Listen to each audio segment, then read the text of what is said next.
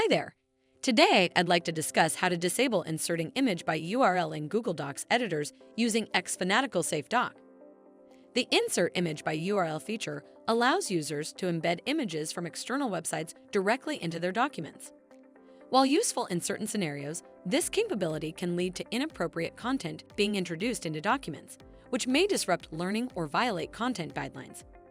By disabling this feature, administrators can maintain a focused and secure environment for users, ensuring that only appropriate and approved media is used in collaborative spaces. This is where Xfanatical Safe Doc steps in for the rescue. Using Safe Doc, administrators can prevent students from exploiting the Insert Image by URL feature, in which students stay focused on educational tasks and use only appropriate images in their work. Setting it up is a breeze. Go to Chrome Web Store page, search for Safe Doc, then click Add to Chrome to add this extension. Once it is installed, by selecting the block Add Image by URL policy and setting the value to True, you can disable inserting image by URL in Google Docs editors easily. To know more, please visit xfanatical.com.